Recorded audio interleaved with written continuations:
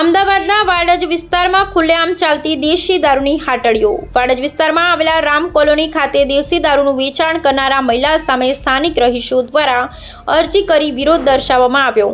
અમદાવાદના વાડજ વિસ્તારમાં આવેલ રામ કોલોની સમુબેન ડાયાભાઈની ચાલીમાં રહેતી આશા કૌર નામની મહિલા દેશી દારૂનો ધંધો કરે છે ને જેના લીધે સમાજમાં આ ખરાબ દૂષણની અસર આસપાસ રહેતા બાળકો પર ઊંડી અસર પડતી જોવા મળે છે। જેને લઈ સ્થાનિક રહીશો દ્વારા આ મામલે વાડજ પોલીસ સ્ટેશનમાં અરજી કરવામાં આવી હતી ને સ્થાનિક રહીશો પોલીસ સ્ટેશનમાં પહોંચ્યા હતા અને વાડજ પીઆઈ જોશીને આ બાબતે રજૂઆત કરી હતી। અગાઉ પણ આ જ મામલે વાડજ ખાતે અરજી કરવામાં આવી હતી, જે મુજબ આ મહિલા દ્વારા દારૂનું વેચાણ કરવામાં આવે છે અને દારૂડિયાઓની અવરજવરને લીધે લોકો ત્રાહિમામ પોકારી ગયા છે અને જેની અસર રહેતા દીકરા દીકરીઓ પર પડી રહી છે, જેથી પોલીસ દ્વારા આ સ્ટેન્ડ બંધ કરવામાં આવ્યું હતું।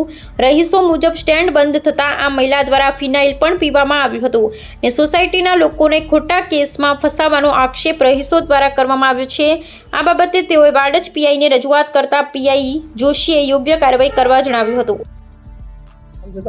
મારું નામ મંગુબેન સમુબેન ડાયાભાઈની ચાલીમાં રહું છું। બાજુમાં દારૂના ધંધા થાય છે। રાત દિવસ બધા દારૂ પીવા આવે છે અને ખોટા આરોપ મૂકે છે અને દવા પીવાની ધમકી આપે છે અને બધાને ફસાવાની વાત કરે છે। એટલે કાલે અમારે વહુઓ છોકરાઓ છે, બરોબર, આ રીતે અમારી ચાલીની અંદર થાય છે। એટલે પોલીસ ચોકીની અંદર અમે અરજી આપેલી છે, હવે એની કાર્યવાહી કરે છે। શું તમારી માંગ છે?